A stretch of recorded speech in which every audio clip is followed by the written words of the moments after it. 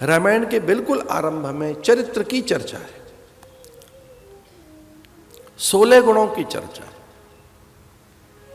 कि वो 16 गुण हैं कौन कौन से, और ग्रंथ का आदर करने की दृष्टि से बुद्धिमान नीतिमान वाग्मी श्रीमान शत्रु निर्वहण। अद्भुत बात। स्वजनस्य च रक्षता वेदांगत तत्व धनुर्वेदश्च। भगवान कहीं कहीं ऐसा भी कहते हैं, अहम ब्रह्मा च सर्वस्य जगत कारणम परम। मैं ही ब्रह्मा होकर, शिव होकर, गुण बनकर, चरित्र बनकर सर्वत्र हूं। सर्वम खलु इदम ब्रह्म।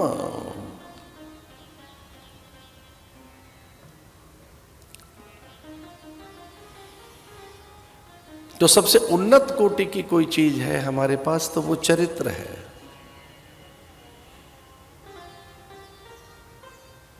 और हमारी भारतीय संस्कृति में राम जैसा चरित्र किसी के पास नहीं।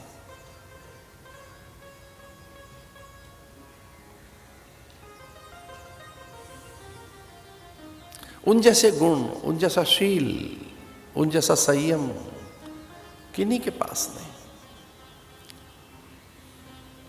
भगवान का एक गुण है जिससे सारे गुण प्रकट होते हैं।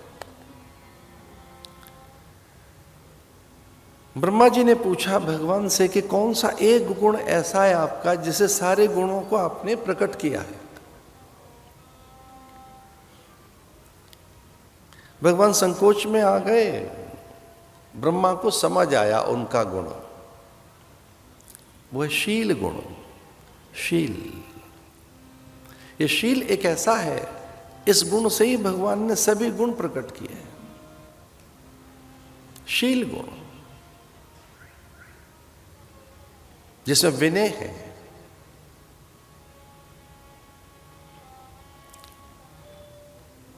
देवता विनय से प्रसन्न हो जाते हैं। विनय विद्या से आती है, विनय ज्ञान से, विनय धर्म से आती है। विनय करते झुकना, और अगर आपके पास कुछ है और ऐसे ही झुक रहे हैं, शील के साथ नहीं झुक रहे, तो देव को अधीन नहीं कर सकते। शास्त्र यह कहता है कि चरित्रवान व्यक्ति, नीतिज्ञ, धर्मज्ञ, विनयशील व्यक्ति, ज्ञानशील व्यक्ति देवताओं को अधीन कर लेता है। उसमें इतनी सामर्थ्य आ जाती है कि देव उसके अधीन हो जाते हैं। दैवाधीनम जगत सर्वम मंत्राधीनम दैव।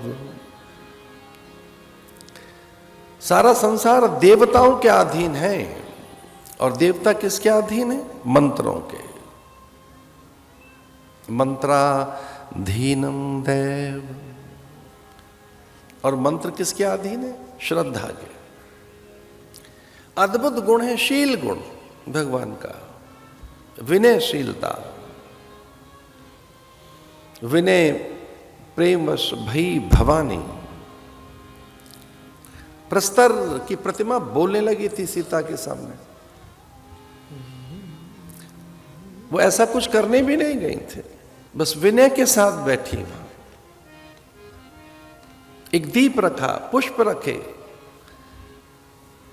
बिलपत्र, विजया, शमी,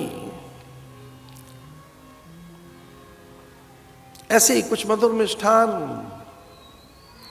हाथ जोड़कर बैठ गई। और जैसे ही विनय पूर्वक पुष्प रखे, सीता ने, पार्वती प्रकट हो गई।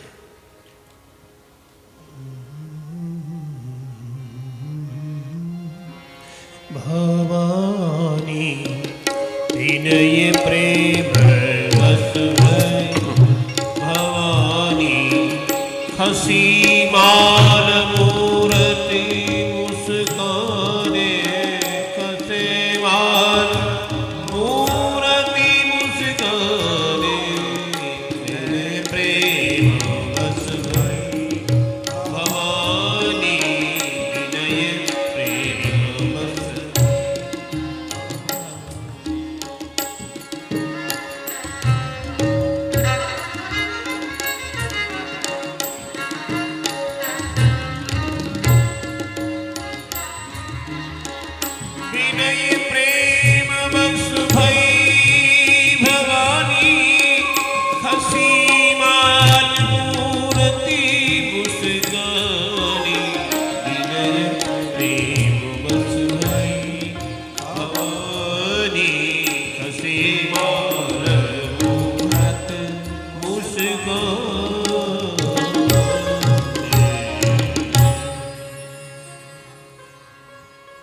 तो चरित्र का सबसे बड़ा गुण है विनय, विनयशील।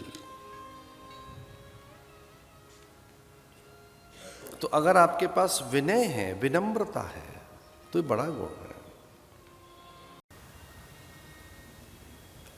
ये है विद्या। कोई कहता है विद्या आएगी तो चतुर बन जाओगे ना।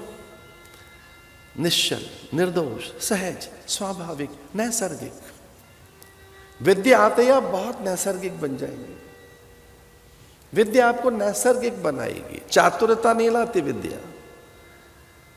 विद्या से आप क्लेवर नहीं बनेंगे। नहीं नहीं नहीं, निश्चल, सरल, भोले। जो विद्याधर है वो भोले, भोले बाबा जो ज्ञान का देवता है, कितना भोला है, कितना सरल है। यशोर बलम, यश फैल जाएगा चारों ओर। जो सद्गुण है और चरित्र है वही आपका पता है। सुगंध स्वयं में एक पता है। सुगंधा अपने में एक पूरा पता है, वो एड्रेस है। इसे फूल कभी अपना पता नहीं बांटते। तितलियों को, भ्रमर को, मधुकर को, मधुमक्खियों को, कवियों को, विचारकों को, मनीषियों को, तत्ववेत्ताओं को, लेखकों को अथवा उपासक अर्चकों को कि मैं खिलूंगा और यहां आ जाना। सुगंधा विकिरित हुई तो मधुकर, तितलियां, भ्रमर सब पहुंच गए। तो चरित्र जैसे ही आप में से निकलेगा, प्रणाम से चरित्र, उच्चता, यशोर बलम, यश चारों ओर फैल जाएगा आपका। बलम, और बल की प्राप्ति होगी। आत्मबलम, आत्मजयी बनेंगे आप, मनोजयी बन जाएंगे आप। और मनोजयी का होने का अर्थ है कि कामजयी होना।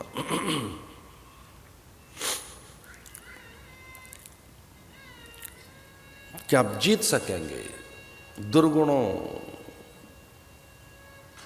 से निकल सकेंगे, दुर्व्यसनों से, दुरावस्था से, हताशा और दैन्य से, अज्ञानता और विकलता से। बलम, ये जो बल है इसका आश्रय यहां मनो जैसे लें हम, आत्मबल से लें।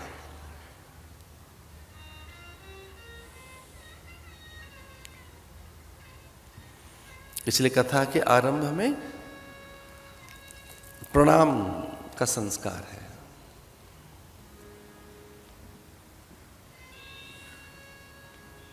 प्रदक्षिणा का, आवेदन का।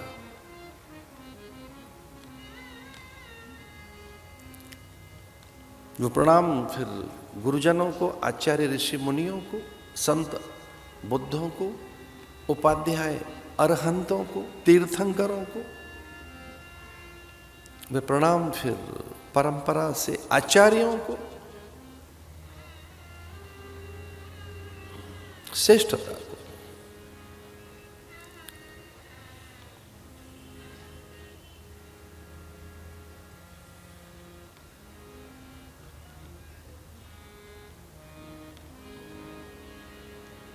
सबसे मूल्यवान कोई वस्तु है तो वो चरित्र है, जो ज्ञान से उन्नत होता है, विचार से, कर्म से, शील से, सद्गुणों से, तप से।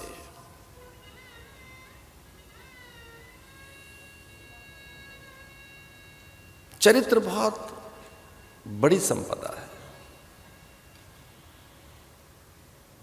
इसके सहायक हैं दो,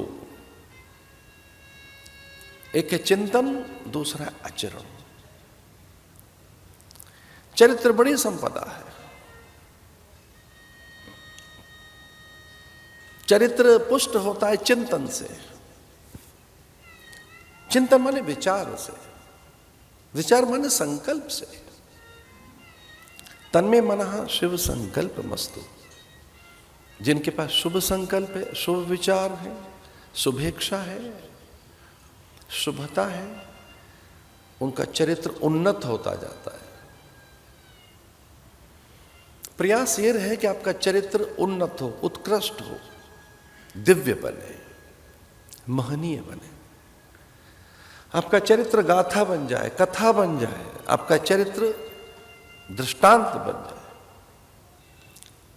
आपका चरित्र उदाहरण बन जाए, आप उदाहरण बन जाए, लोग आपका उदाहरण दें, लोग आपको आदर्श मानने लगे, सिद्धांत मानने लगे, लोग आपको गाथा कहने लगे, मंत्र कहने लगे।